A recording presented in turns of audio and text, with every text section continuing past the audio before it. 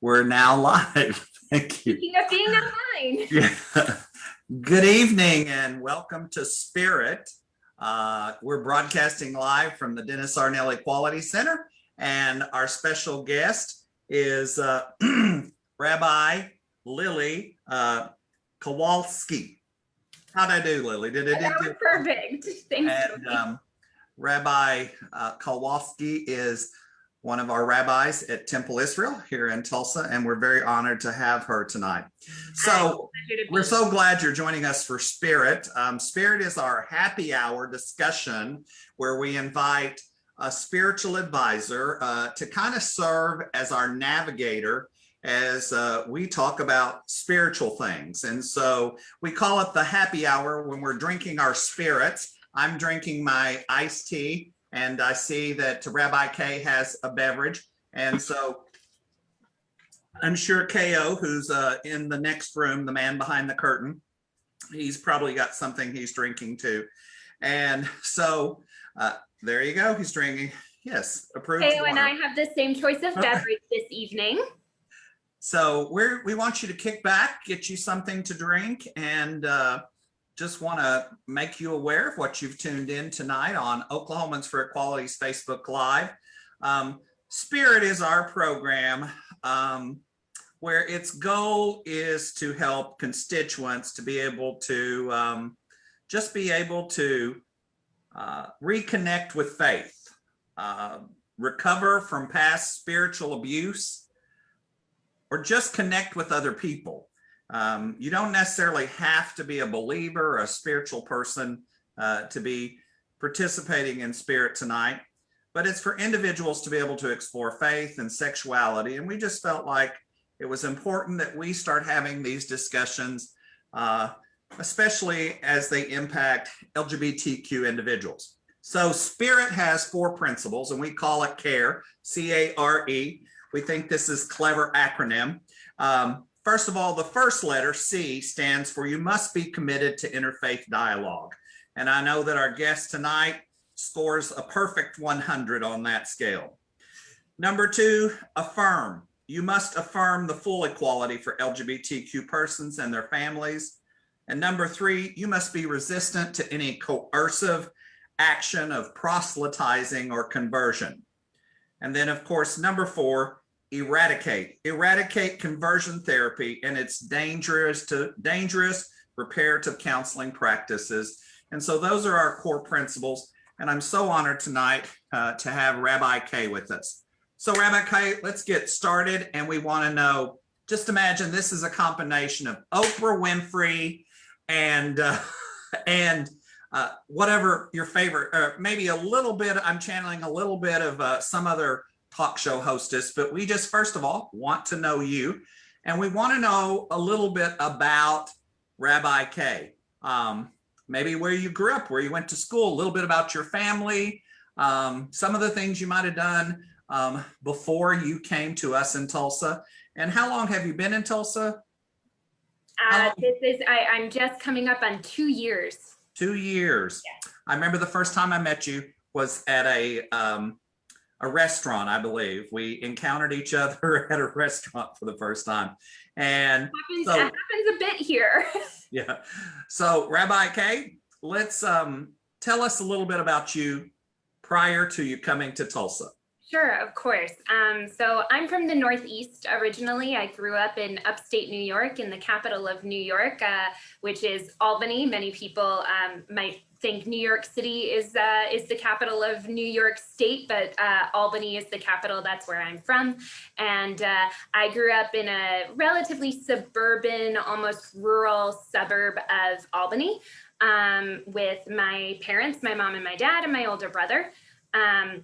My parents are still in Albany. My brother and his wife and my nephew live in Boston now. And we have a more extended family across the country. So was visiting different areas of the country, even from a relatively young age. But I grew up in New York, spent most of all of my young life and even into adulthood there. I went to undergrad outside of Boston, Massachusetts at Brandeis University. I have a degree from them as a good Brandeis student, I couldn't just pick one thing to focus on. So my degrees are in Near Eastern and Judaic Studies, in music, specializing with a focus on cultural studies, and with a minor in women's and gender studies, and English and American and Anglophone literature. Yes, that's an entire mouthful right there. I was a good graduate amidst the recession, unfortunately. And like many older millennials, I was a victim of the recession and ended up spending the first part of my adult life back in Albany, piecemealing together part-time work in the Jewish community in Albany as I was preparing to enter graduate school. And after doing that for a number of years, I ended up moving to Los Angeles to attend Hebrew Union College Jewish Institute of Religion on the Jack H. Skirball campus in Los Angeles, where I pursued in the Rhea Hirsch School of Education a master's in Jewish education, and then went on there to do rabbinic ordination. So I was ordained in 2019 and then moved here to Tulsa. This is my first job out of school. And as I said, I've been here in Tulsa for 2 years, working as one of the rabbis and the director of education at Temple Israel here. Well, welcome to Tulsa. If you've been here 2 years, you're already home folk. Now, the way I always frame this, I say you're from the East Coast, went to school on the West Coast, and so you decided to visit the cream filling of the Oreo. Right. And so we're tickled to death to have you. We're really very honored, because I think it would be, especially when you talked about your undergraduate work, those are a lot of progressive topics that you studied. And so you must kind of feel like you're doing missionary work out here in the middle of the country, because some of those areas of studies we've got brave schools here who are really trying to make sure that our academic experiences are making them aware of some of the studies that you covered, but so fortunate that Tulsa now has you here. One of the things that I was really drawn to about Tulsa in particular was, yes, I moved here for my job, so obviously the Jewish community here is very important to me. But in moving here, there was also such an emphasis on the arts scene and on arts and culture here, having our own opera company, having theater, having a ballet company as well. That was a huge draw for me to be able to see a city of Tulsa's size be able to support that kind of artistic infrastructure. Well, I'm glad that it appealed to you, and we're certainly glad that you're here. Now, you are one of the rabbis at Temple Israel. Tell us a little bit about Temple Israel, just a little bit of history about it, because I know for many of our viewers, they may be familiar with Temple Israel, but perhaps others are not. And I want you to talk a little bit about it, and then just kind of give me a thought about what it's like, because, we've got a Baptist church on every corner, but we don't necessarily have a Reformed Judaism synagogue on every corner. So just tell us a little bit about the community here. So, I mean, first of all, to say that, as you said, there might be a Baptist church on every corner here, in the same way that Christianity has a lot of different denominations, and there are slight variances with that. Judaism also has different denominations that have slight variances within them.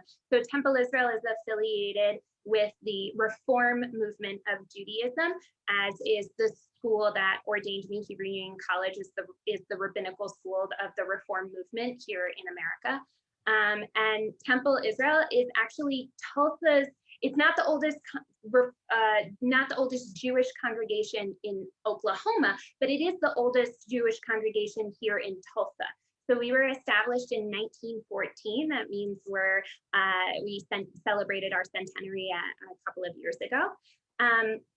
And we've been affiliated with the Reform movement from the beginning. So we are Tulsa's oldest Jewish congregation. We're Tulsa's only congregation affiliated with Reform Judaism. We've been blessed to have a wide variety of rabbis along the years here, and what's distinctive, I guess, in some ways, the current building that we're in is our third building here in Tulsa, but very distinctive. Many of you, especially locals, might have driven past it and noticed it. On the front of our building is a very, very large facade of the 10 Commandments. And so that's kind of the visual icon that is Temple Israel here in Tulsa right now. We've had a number of people, even I, when I mention it sometimes off the cuff, a couple of people are like, oh, the 10 Commandments, I know that. So having run past it for the marathon or anything like that around here. So it's the current building was designed by a relatively well-known architect in some areas in congregational life named Percival Goodman. And that's been our building since the 50s. So we've been in that position, in that space nearby Utica Square for quite a while. And it's, that's kind of our cornerstone in some cases, that we represent in some cases Reform Judaism here in Tulsa.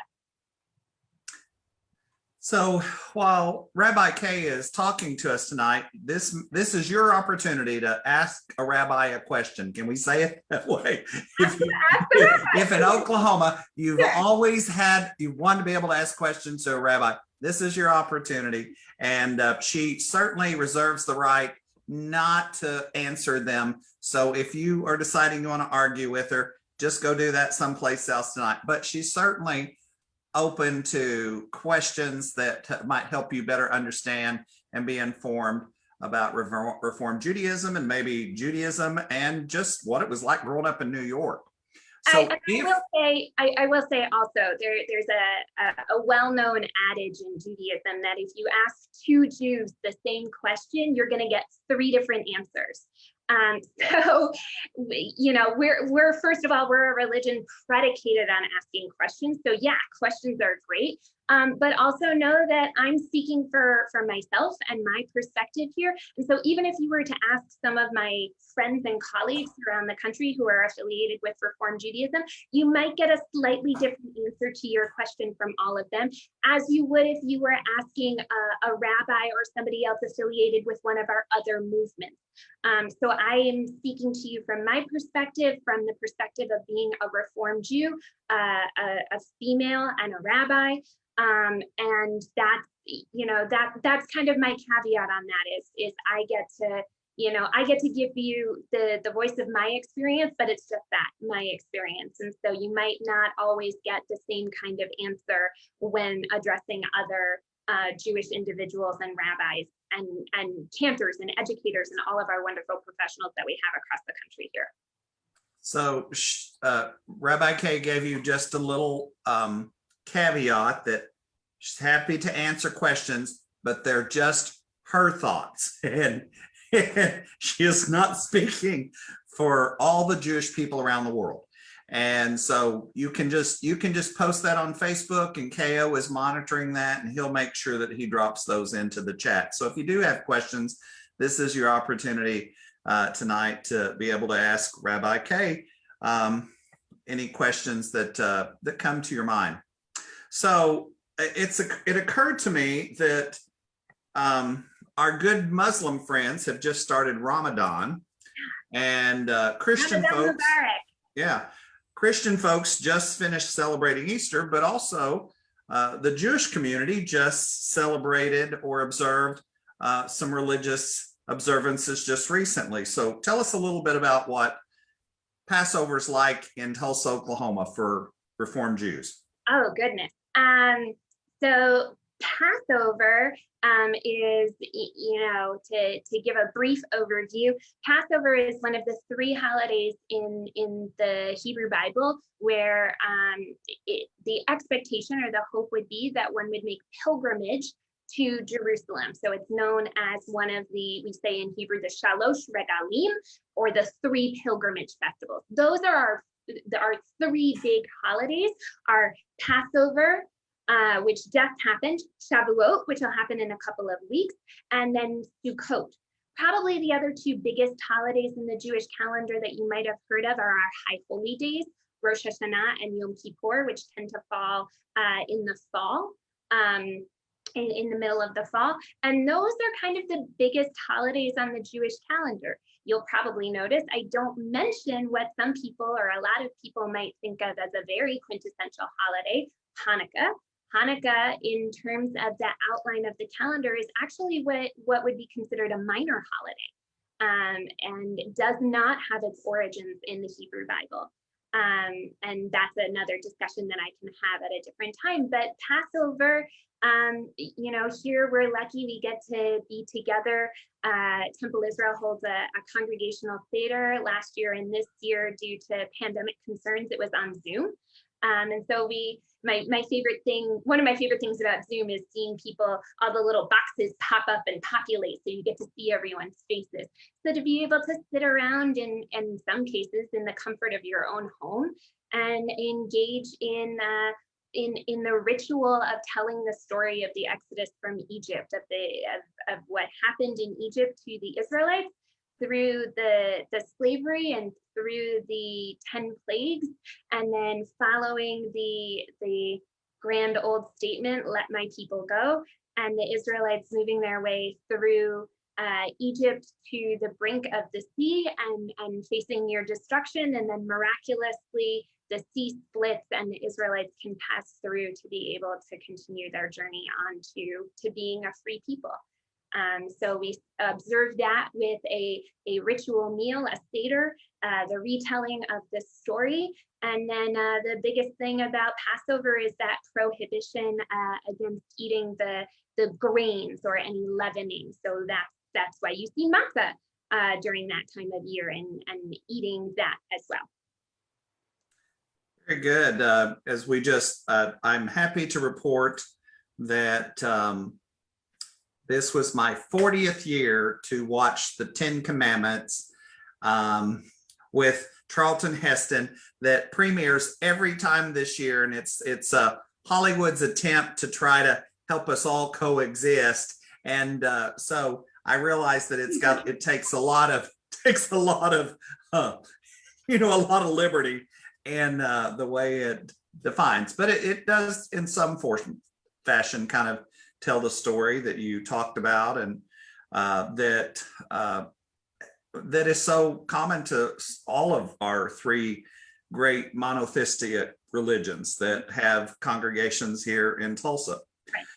So we do have a question that I noticed that Michelle Weaver posted this, and she says, I think this is a great question. Can you explain Reform Judaism in more detail? That is a very big question. So I'll do my best to not take up too much bandwidth with that. But Reform Judaism falls to the, shall we say, the liberal or progressive side of the religious spectrum of Judaism. There's a lot that can be said about the different denominations and how they interact and relate with one another. Reform Judaism finds its roots and its origins in Enlightenment Germany in Europe, and through the kind of rational understanding of pieces, and how do we reconcile our modern world with our Jewish values and heritage and our texts and our laws and on all of those pieces. So one of a key term that was used a lot when I was growing up in Reform Judaism is about choice through knowledge, that you have, as I tell some of my students, you have the responsibility. We lovingly imbue you with the responsibility to learn about the different laws and customs and pieces, and work on what fits for you and how that resonates for you in your life. And then through that information and through that understanding, you have the responsibility to make a choice about how you observe and participate in religious life. So this is also part of why I gave the caveat at the beginning, is because there's a large breadth of observance even within the Reform movement itself. You've got some Reform Jews who, for instance, keep kosher, some Reform Jews who choose not to keep kosher, some Reform Jews who go to services every single Friday night, every single Saturday morning, anytime they can get services. And you have some Reform Jews who maybe only show up to services during the High Holy Days in the fall. Part of that is about how, again, it's a responsibility, it's a choice. How do you take on Judaism and how do you make it meaningful and resonant for you? And part of what I see my role as a rabbi and as an educator is to be able to guide people through that. I talk a lot about being able to see the world through a Jewish lens, and to use them. One of my favorite analogies, kind of like your sunglasses, right? Your sunglasses don't change what it is that you're seeing in front of you, but they shade it and they tint it and they give it a little color. And so to be able to look at the world through a Jewish lens and through a Jewish perspective and understanding. One of the current key terms that I'll talk about for a moment is audacious hospitality. Being open and welcoming and being able to invite people into, where they're at with their own religious practices and observances when it comes to Reform Judaism. That's part of the process of just not just being Jewish, but being human, is about growing and developing and learning and continuing to do that. That's a really important part of Judaism, is that idea of lifelong learning. Regardless of where we are in our lives, we are always continuing to learn and grow. And that's part of why questions are super important in Judaism all the time. Without good questions are one of the best ways to start learning and growing. So thanks for the question. Yeah, and I thought that was a beautiful way, the way you just described it. I know I have attended services at Temple Israel on Shabbat services on Friday night I did for several years, because my son we grew up evangelical Methodist, and there came a time in his life when he just no longer could identify with that, and he really found Reform Judaism to be an anchor for him. So we would attend Friday night services with him, and I was amazed at how warm and welcoming Temple Israel was in the services, and how easy it was to acclimate, and the joy that was just so prevalent in the worship. So things that you'll find in that you'll potentially find in Reform Jewish services that you may not find in to the same degree in other services, are use of instruments during worship services. Some other denominations of Judaism won't use instruments on Shabbat, because that's one of the prohibitions of working on Shabbat. But we in the Reform movement and at Temple Israel, we use instruments, and that's one piece.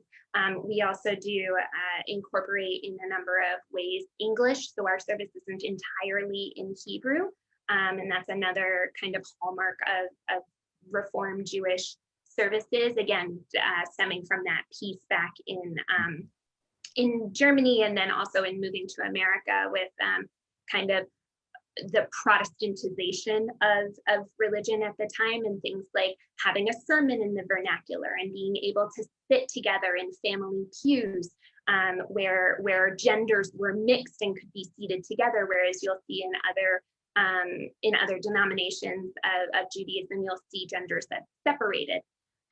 So those are other pieces that you would see in a worship service that also kind of demonstrate our Reform Jewish sentiments, and also which goes hand in hand in Reform Judaism with a dedication and commitment to egalitarianism and equality. Yeah, and what stands out to me is the portion of the service where they bring the Torah down and they carry it around the room. And do people touch it or kiss it? I can't remember. I know it's a very moving, exciting time, and it always inspires me that there's such a reverence for sacred words that have come to us from other people's experiences. And so we were known historically as the people of the book. Books are really important to us. And if we get to that point, and I actually have a couple of books I was going to mention. I wouldn't be, some cases I feel like I wouldn't be a good rabbi if I didn't bring a book into the discussion. But that was a moniker that was given to us back in the Middle Ages. You know, our love of literature, our love of the word in that instance, with all of our classical sacred texts. And you know, it's really important, something I stress to my students when we're able to meet in person. It's a little bit different having to meet on Zoom here, but the Torah being one of our most sacred ritual objects, and a Torah is, you know, the difference between a Torah scroll and a Torah commentary, a book, is that book is published by a publisher, printed on a printing press, and put out en masse, right? A Torah scroll is written by hand, by a scribe, and all of the pieces that go into it, the parchment, the sheets that are written on, the rollers, the 18 that hold those parchment sheets together, all of that is crafted by hand. And so our most sacred, valuable, in some cases, object isn't hidden away somewhere in a safe, right? It's not behind a locked door in the ark. It's right there. And we take it out and we touch it and we celebrate it and we read from it. And so to tell my students that this is, as Jews, this is your inheritance. This is yours. The Torah scroll is yours as much as it is mine. And if I can stand here and take it out of the ark and hold it and give it honor and respect, so can you. And that's what you're talking about there, is that piece of respect and honoring of that tradition, and in some cases paying homage in a way to the incredibly difficult and lengthy process that has to be done entirely by an individual who's prepared to do so.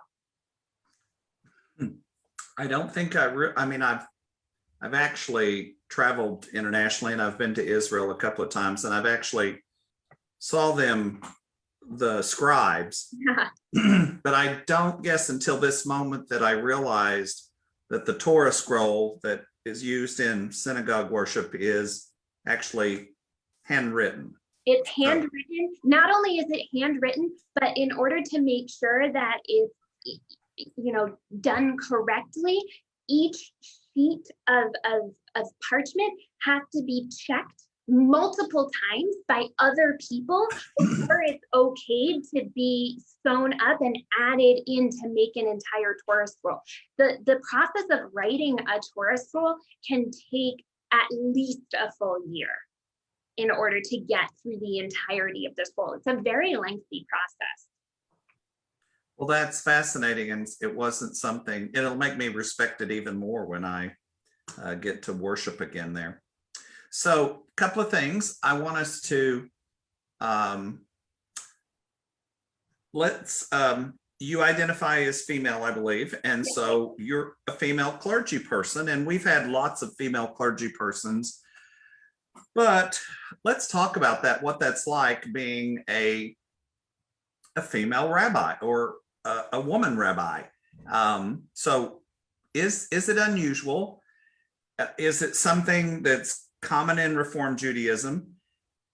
And have you ever met any resistance for being a female clergy person?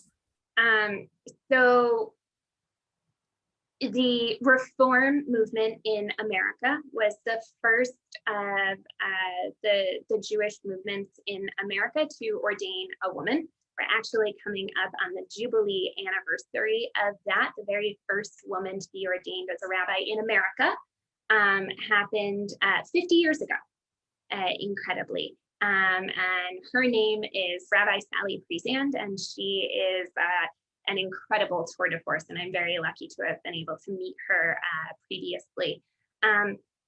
You know, so up until her ordination in America, there weren't female Jewish clergy people. And since her, there have been many in Reform Judaism. I will say in my Hebrew Union College has all of its first year rabbinical, cantorial, and education students study in Israel for the year. And of my I'll round it out for you, but of my 40-member class, of the rabbinical students, half were men and half identified as men and half identified as women. Our cantorial class that year was actually majority women, female identifying, and our education students were actually all female identifying. So the majority of the students that year who were studying in Israel were female identifying students. So the pendulum has shifted in that way. Most of the other denominations in America do at this point ordain women. Conservative Judaism and Reconstructionist Judaism do ordain women. In Orthodox Judaism, it's still a little bit back and forth. There are some places that are doing ordination, perhaps not necessarily with the title of rabbi, but maybe with an equivalency of a title.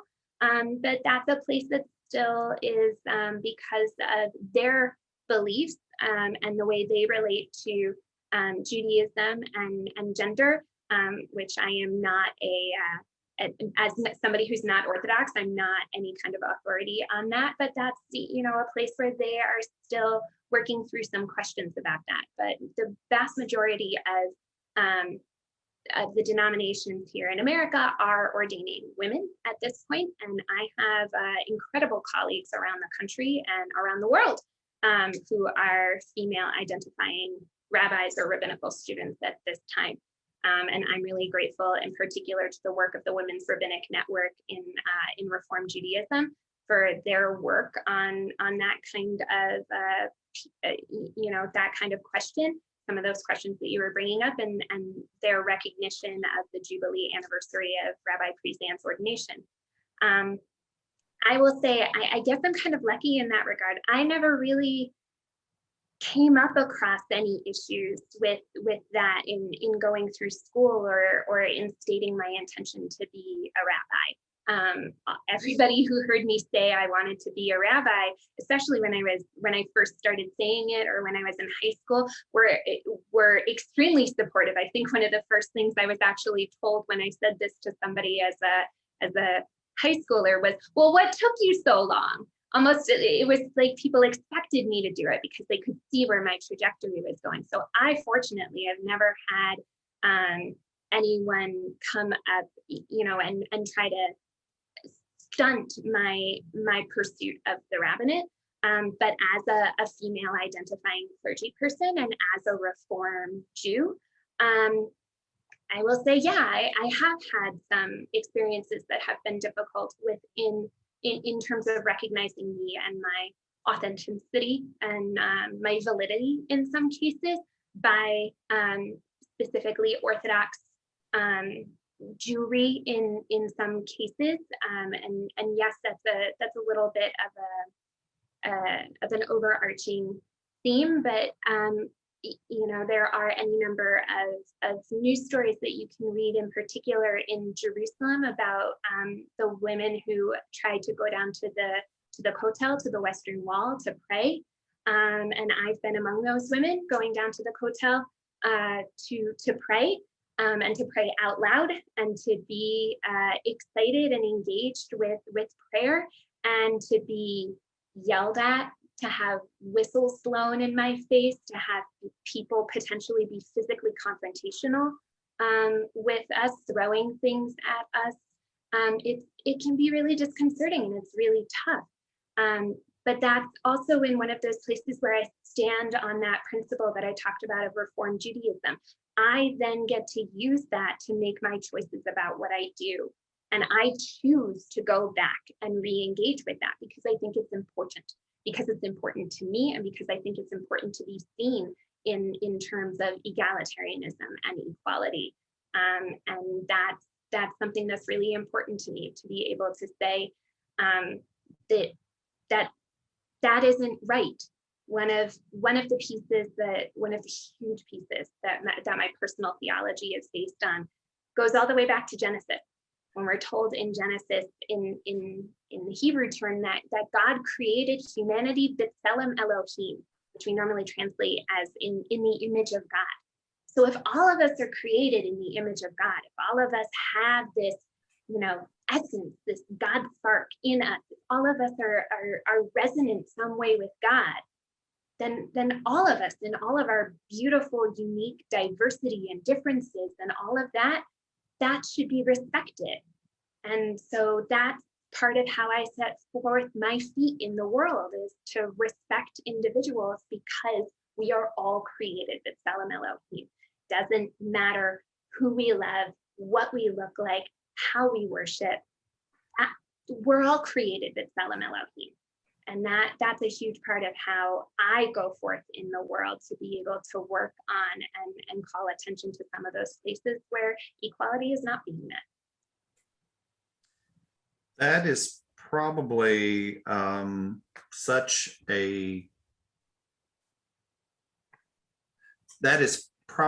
a powerful visual description that you just gave, because I've been to the wall to pray before. Was just there 2 years ago, and I can remember how segregated it was, and how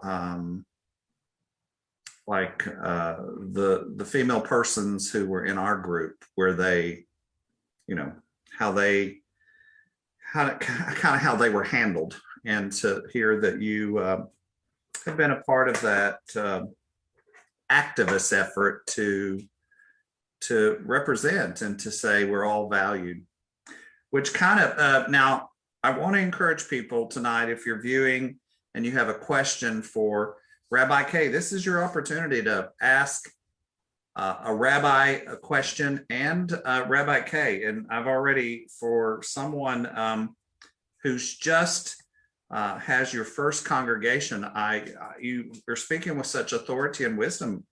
I would have thought you've been doing this for 20 or 30 years.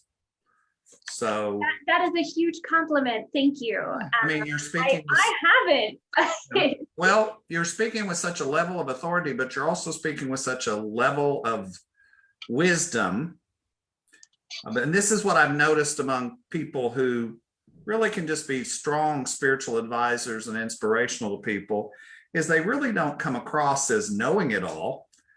They just come across as people who've really experienced a lot. And while it doesn't make them feel like they know every answer, it makes them feel like they're going to still keep searching and still keep trying to know better and understand. So I tell my students regularly, especially when we're first meeting at the beginning, usually at the beginning of the school year, right? When they first enter, if I'm lucky enough to be able to teach in the classroom regularly, and I've been doing this since before I was a rabbi, so you know this is very ingrained in me at this point. If I get through that first class session with my students and I haven't said to them that this next thing that I'm going to say, I almost feel like I failed them in some ways as a teacher, because what I say to them is, I'm going to say this too, and it's okay.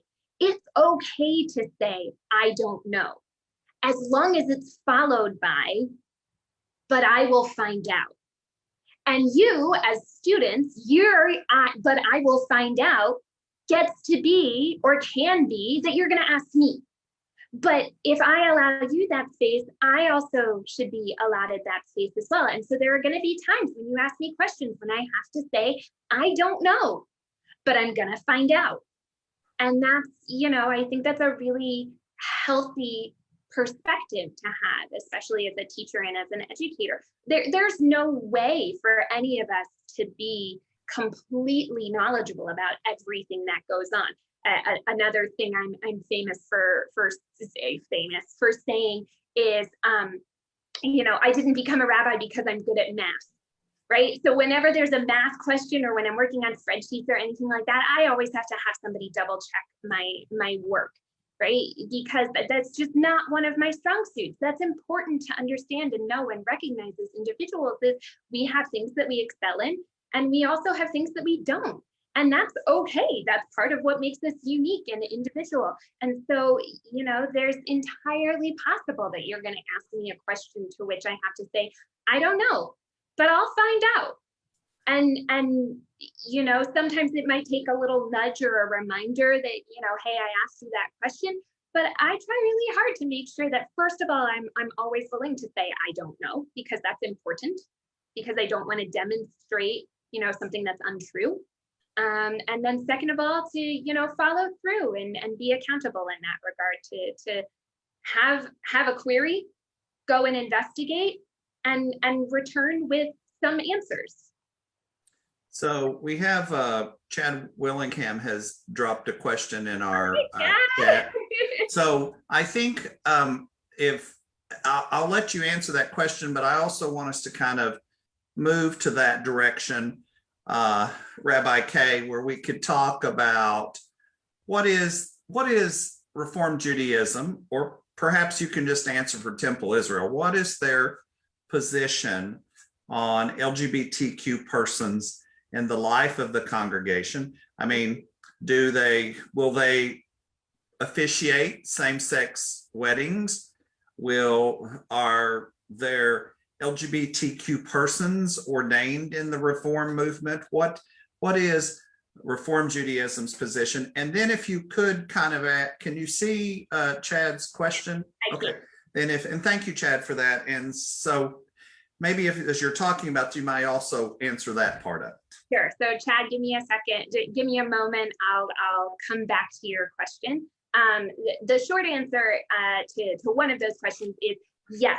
The Reform movement does ordain, how do I want to put this? Heterosexuals, homosexuals. We currently have students who are transgender. So the Reform movement is ordaining people of all of these different identity pieces that you're asking about. So yes, that is there. Chad, Chad's one of us in that way. I know exactly where Chad's seat is in the sanctuary, right? So you know, we have those people in our, we know, we recognize, we acknowledge, we validate that you are members of our community, that you can now see yourselves in the clergy that's being ordained, and that you are members of our community. I will say that the Union for Reform Judaism, the overarching branch of Reform Judaism in America, has put out over the number of years a number of different statements about same-sex marriage, about transgender individuals, about any of these kind of contentious socio-political issues that have come up through history. I stand here as a firm advocate and ally for all of our members here. I see you, I love you, I appreciate you, and your gifts to our communities are important, whoever you are. And that's, you know, really important for me to be able to say that's part of what Toby went through at the beginning in terms of the principles of this conversation. I wouldn't be here if I didn't believe in that. So that's really important for me to say, in that vein. So while I have not had many opportunities to perform marriages since I am relatively early on in my career, I have been present for and lovingly supportive of same-sex marriage, of same-sex individuals marrying, adopting, having kids, being able to be full, present, and participatory members of our community and our congregation. And that, in some cases, going back to my theology that I shared a little while ago, for me, in some cases, it isn't even a question. You're you. And I, who you are becoming, coming into your own, that's important for you to do, to be able to live authentically your identity. And we know, because we wouldn't have to say some of these stipulations if that wasn't the case in some of our circles. We know for some of you, your journeys have been really, really, really tough. And even as somebody who is cisgender, somebody who, I in some cases have a relatively easy path than some of our friends out there. And even I still experience difficulty with being Jewish, whether it's here in America sometimes, with in the past couple of weeks and months, we've had some issues right here in Tulsa with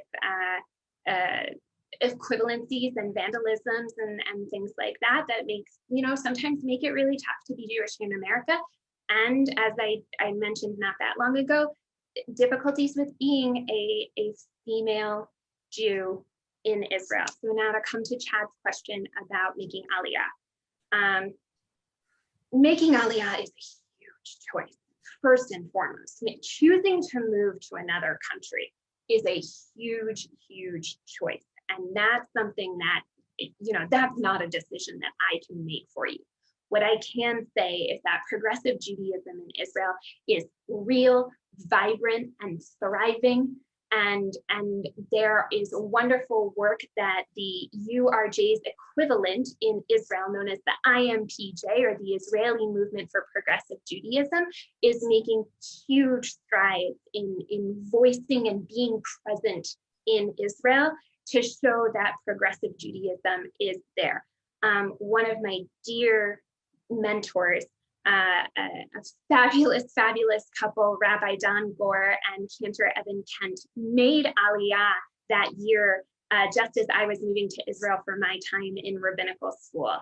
And, they're there, they are very happy with their choice to have made Aliyah. They are there, they are thriving. So if they can do it, it is possible. But I will say that, nobody can make that choice for you. We are obviously, Chad, you know us, we're happy to have conversations with you if that's something you want to consider, or to be able to try to put you in touch with people. Again, here's the I don't know. I'm happy to try to put you in touch with people who know better, who have made Aliyah, maybe who this would be one instance where it would be really nice to talk with our shlicha, our Israeli emissary, who came here recently to live in Tulsa. She's here working as an emissary, as a part of Israel, who's here with us. And then also to know that there are other individuals out there that we can create connections with, to be able to talk to you about that, because the choice to make Aliyah is a really, really difficult choice, and it's a very personal choice too. So I do want to clarify for our viewers who might not, when you say making Aliyah, can you kind of just explain for us? Thank you for asking. I know what it is, but I want to make sure we explain exactly what that means. Thank you for asking me to define our terms. Making Aliyah is the term that's used when a Jew chooses to move to Israel and make Israel their home. It comes from the idea, Aliyah in Hebrew means to go up, and that there's an ascension because there's this very deep connection to the land of Israel as the Jewish homeland, and as the place of the Hebrew Bible, and all of the biblical references that come into being with that. So when a Jew chooses to move to Israel and make Israel their permanent homeland and become an Israeli citizen, that's the term that we're using, called making aliyah. Very good. And I will say from my personal experience, having visited there, I have visited multiple LGBTQ community centers across Israel, Tel Aviv and Jerusalem, and there was another one that we visited.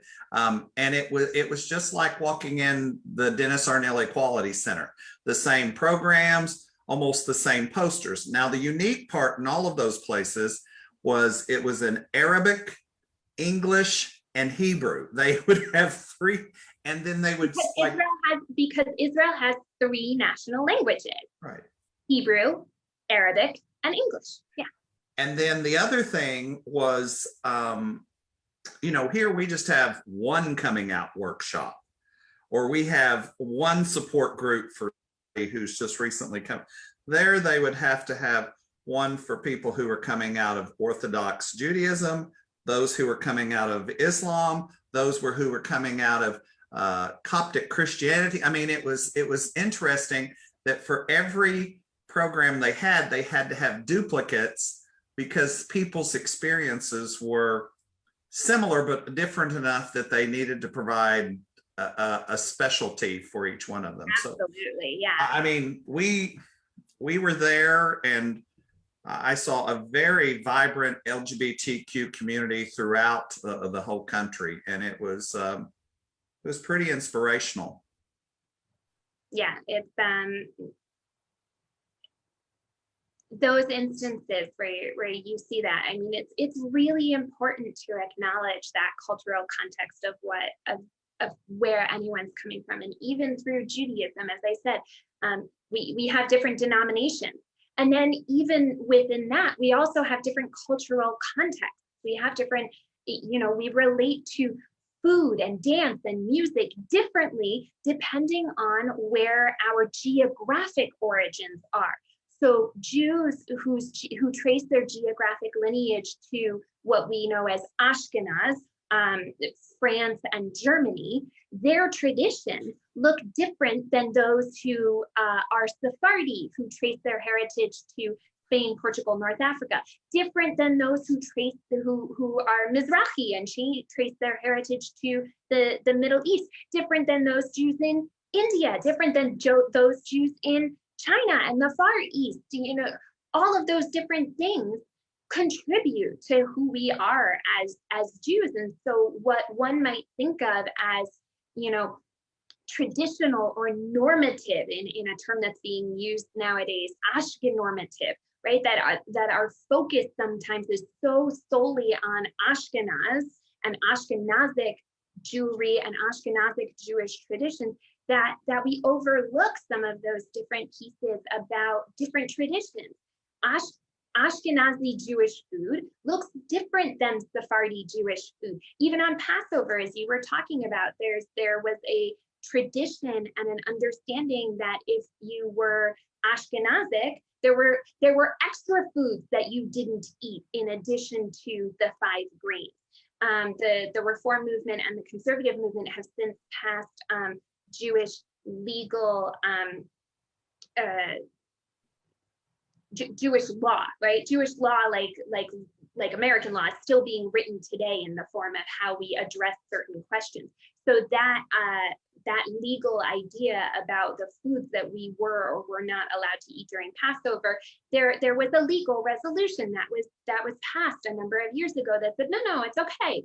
But for many people, that's a very quintessential idea, is that if you're Ashkenazic, for instance, on Passover, for instance, you, in addition to not eating the 5 grains that are listed out, many Ashkenazic Jews will not eat rice, for example, but Sephardi Jews will. And that all of that has to do with the cultural context of what was going on at that time and where they were. So, Judaism in America already looks very, very different because it's an amalgamation of all different things, but it looks different. I'll throw some personal things. My friends in Rio, how they deal with Judaism and what in Rio de Janeiro in Brazil, looks a little bit different there than my friends in Paris, France. Looks a little bit different there than my friends in Perth, Australia. All of us are Jews, and all of us can identify certain things that are the same for all of us. And there are yet these cultural idiosyncrasies where we're all a little bit different. So it sounds like to me, though, so if a gay person or an LGBTQ person, transgender person wanted to visit Temple Israel, as we talked about, our purpose of Spirit is people who are wanting to connect to faith, recover from spiritual abuse, trying to balance their thoughts on sexuality and gender, that they would be welcome at Temple Israel, and would be, it sounds like, would be more than welcome to ask questions, that y'all seem to be very comfortable with people having questions about it. Like I said, Judaism is a religion predicated on asking questions. So yeah, absolutely. So KO, I just need to make sure, have we got all of our questions posted? And thank you for those who have posted questions for us tonight. All right. Rabbi Kay, any final thoughts for us? Sure. For those of you who are looking for a little bit more information about specifically Judaism and these questions about gender and identity, and then specifically Reform Judaism and how this works, like I said, I wouldn't feel like a good rabbi if I didn't bring a couple of books with me. So first of all, just published just last year is this beautiful volume called Mishkan Ga'ava, edited by Rabbi Denise Egger, who is a rabbi in Southern California. This is a prayer book specifically with regards to Jewish life and ritual for LGBTQ individuals. So there are prayers and blessings and different readings in here that speak to specifically LGBTQ issues and LGBTQ life. So it was published in 2020. And it is a wonderful, wonderful resource for Jewish clergy members, published by the Reform movement. So it's in the same line, Mishkan, and then a word here is also like our current prayer book is called Mishkan Tefillah. So it's meant to kind of, go hand in hand with that in some cases. Don't worry about getting this, Toby. I'm going to send you all this information. Great. So we want that in our library. Yeah. We'll get it ordered. You can find it through the C.A.R.E. Press. They also have out right now a study guide to be able to use this in teaching lessons about specifically Reform Judaism and the intersection of Reform Judaism and LGBTQ individuals. So that's number one. Number two, for Judaism kind of writ large in some ways, I want to call attention to this, A Rainbow Thread by Noam Sienna, which is a wonderful volume of an anthology, as it says here, an anthology of queer Jewish texts from the first century to 1969. So this is a primary source document that talks about and shows a lot of Jewish texts that talk about Judaism and gender in this way, all the way from the first century and some of our classical texts in that regard, all the way through the modern era in the 1960s. So this is another wonderful resource to be able to see what Judaism has to say about gender and identity in this regard. So I do want to share both of those resources with you and with our viewers to be able to say that, Judaism loves good questions, and Judaism, that this is, as much as we struggle with this question, and these kinds of questions about identity and sexual orientation and gender and all of that, this is also not a new topic. And here we are, we're able to celebrate and bring these pieces together. A Rainbow Thread came out 2 years ago, so it was published in 2019. And these, I think, are really good resources to be able to share with our community here, to be able to get a little bit more of an idea of Judaism's relationship with gender. So our guest tonight has been Rabbi Lily Kowalski, who is with Temple Israel, is one of the rabbis at Temple Israel. Just been super fascinating. Love the questions, and I love your energy, and I love your wisdom. And so I hope you've enjoyed Spirit tonight. Our guest next week will be Reverend Chuck Breckenridge with Diversity Christian Fellowship. But we've been wonderfully served tonight by Rabbi K. Thank you so much, Rabbi K, for being with us tonight. Thank you for having me. Thank you for the invitation. And thank you to everyone who was watching. And I hope you got a little something out of this, maybe a little something new. And hopefully you asked a good question along the way. Very good. Well, thank you so much. And our technical coordinator, our media coordinator, K.O. Morse says hi behind the curtain. And thank you for joining us tonight.